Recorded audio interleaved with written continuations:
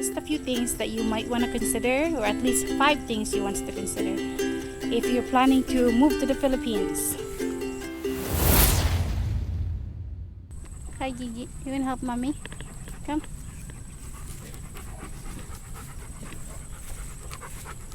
Hi guys, good afternoon. It's 2 o'clock in the afternoon, guys, and the weather's been like this. It's gloomy and it's raining a lot, especially in the afternoon.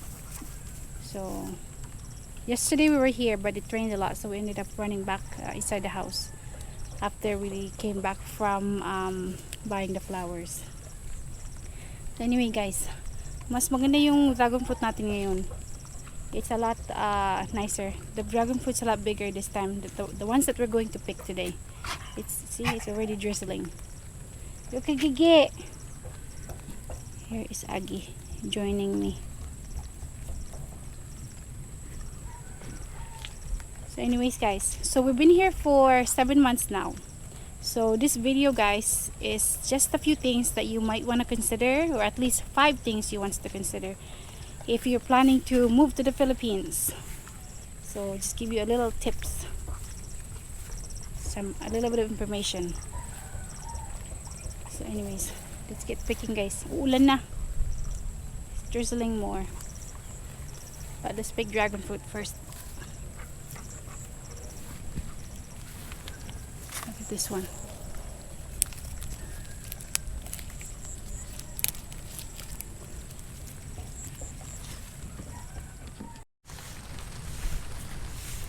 Drizzling now guys. I just had to grab the umbrella, but I had to put it back. It was too big. I couldn't hold it and the camera together. So anyways guys, so the first thing you want to consider before moving here in the Philippines is where are you going to live.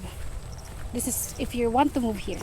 For a vacation it's okay, but if you're planning to live here, where are you gonna stay? Because my husband and I didn't really consider that coming back here, because our mom has a house, his mom has a house, and so far that's what happened. Me and my husband are still bonding guys. Nakatira pa rin kami sa magulang namin, and we've been here for 7 months. So I think by 4th month we started looking around places here. We looked at subdivision here in Pili, but it's so expensive. Mahal na yung mga lupa, small and expensive. And plus you have to build your house, so that's another expense. So we just decided na dito na lang kami tumira sa farm. So we decided to live here at the farm, and hopefully soon we can find somebody to fix our place. Oh, that dragon fruit is so high. I'll ask my husband to get that. So we're gonna fix the place. We're just gonna live here at our kubo. So that's something you want to consider guys. So gusto niyo tumira kasama yung family niyo na nandito sa Pilipinas, or if you wanna have your own place. City is also nice because everything is accessible. Province is also nice because it's peaceful and quiet. And with this pandemic, this is the life that we want, especially na meron kaming baby, away from a lot of people. At the same time, we're still busy. Like we're always busy. As I said, we've been here for 7 months now, but it doesn't feel like it. Parang ano lang, parang 2 months pa lang kami dito. We haven't gone to places as much, but we're always busy here at the farm. Always something to do. And with this pandemic, it's always best to keep yourself busy. Anything, just keep yourself busy, because this pandemic is consuming us. Which is also why we decided to move here in the Philippines, because back in Canada, we've been locked up for so long in our house, just like everybody in Canada, and it sucks to be locked up. Not locked up, but because of the lockdown and all that, same here in the Philippines. So we just decided to do some research, see how our travel would go, kung safe sa baby, safe sa amin, and then we took our chances. And here we are now, 7 months later. So that would be our first tip guys.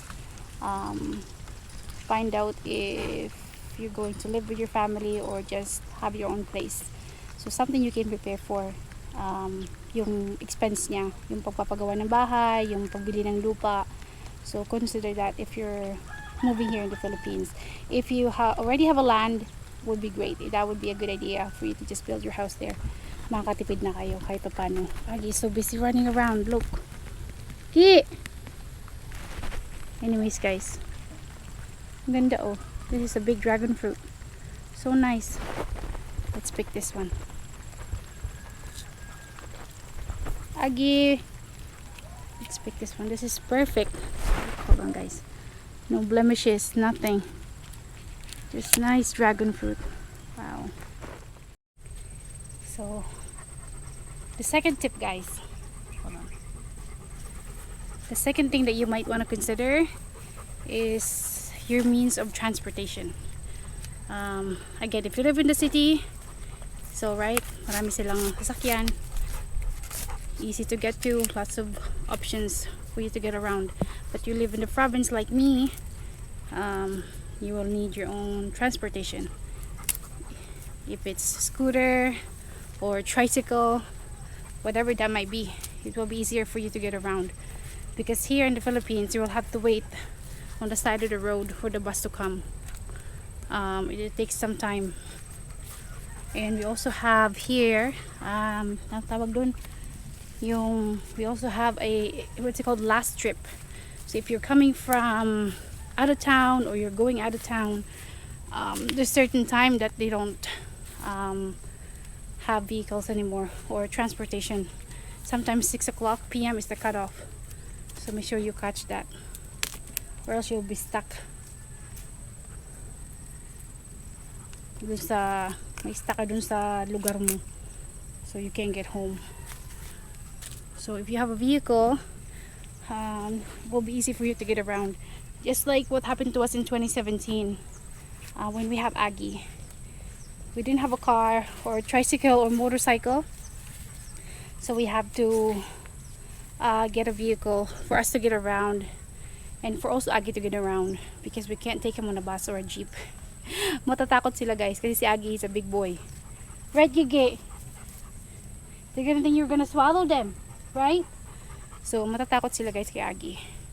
So we can't take him around with us. We couldn't travel. So, and also we needed a vehicle anyways to get around. Lots of things to do. So you might want to consider that.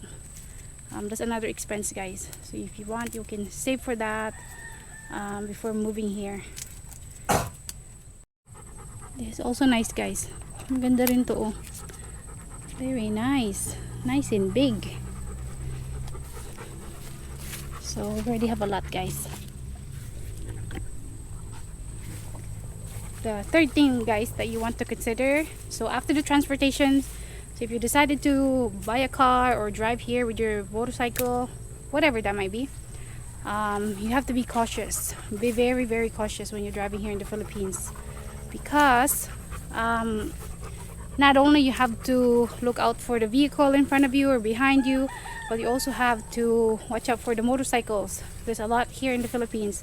Sometimes they're coming from your right, from your left, all over the place. So you have to be cautious guys. You have to be very careful. And also pedestrians, you have to watch out for. Be careful with that. And also animals guys, they can just come out of nowhere on the side of the road. So kailangan nyo mag-ingat if you want to drive here in the Philippines. Marami pa tayong ipipig. And so far only my husband is driving here. He doesn't want me to drive. Wala siyang tiwala sa akin. Sabi niya, I'm not a good driver daw. So he got his driver's license here in the Philippines. I want to get my driver's license, but my husband said maybe down the road, but not now. Siguro pag napagod na siya mag-drive. But yeah, so you just have to be very, very careful.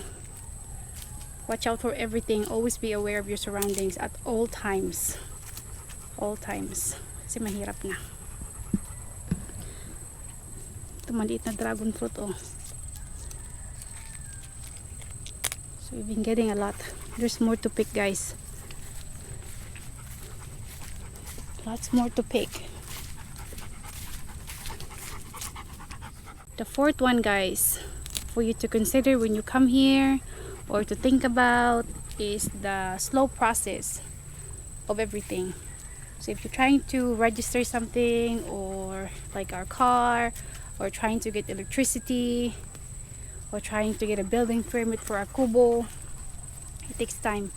I think the car took my husband maybe 4 months or 3 months since we bought it to transfer it to his name and all those runarounds. And our kubo for electricity and building permit, palanggam. He's been working with that for more than a month now, maybe a month and a half. Still nothing, even though we submitted all the paperwork. It's like every time we submit something, another requirement is needed. So it's something that you guys have to adjust to. So it's a process, as I said, so we're just gonna go along with it. So hopefully soon he can get started. But yeah, and also the customer service, guys, it's not the same as where I came from, Canada or the Western world. It's a bit different here. It's a little bit laid back, let's just say. So something that you have to prepare yourself for, something that you have to adjust to when you come here. Let's pick more. We have a lot of dragon fruit, guys.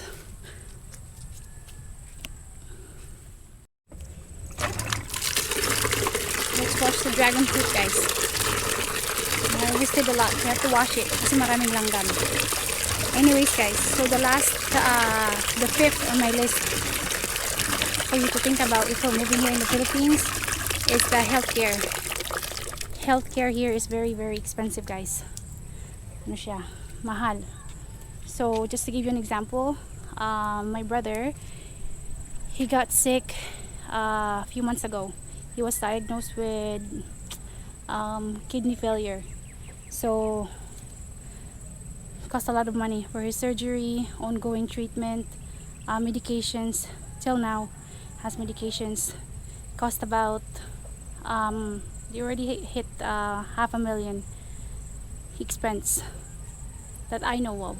The last time I talked to him, it was $500,000. So that's expensive, guys. That's around, I believe, 13,000 Canadian dollars. That's how expensive healthcare system here in the Philippines. Yeah. So my family and I, since we have a baby, so we've been taking vitamin C every day and eat a lot of veggies. That's why we have plants here. We have kangkong, we have talong, bananas, we have dragon fruit, we have pineapples.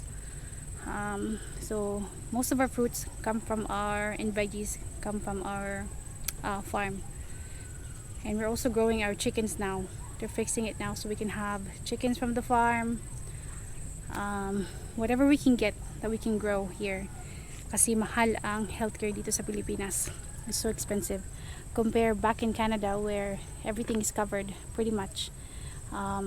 If it's not covered by the government, usually covered by your work insurance. So you pretty much don't have to pay for anything. But not here in the Philippines. So we've been taking care of ourselves, eating healthy. Even working at the farm itself is already a workout. So you already sweat. So this is our workout, guys. Farm work is our workout. And we just stay away from a lot of people because of this pandemic. You just never know who has it, right? So we have to be very, very careful. So that's why we choose to live here in the Philippines, since we know that we have a place to stay away from a lot of people and we have a farm to develop since 2015, since we bought it. So this is a perfect time. But if you guys want to move here in the Philippines, do come. It's a beautiful place, beautiful country, nice weather, nice people. So come, guys, don't be scared. Just consider all those things that I told you. So but yeah, it's been 7 months, and as I said, it only feels like 2 months. We're always busy here, always has something to do,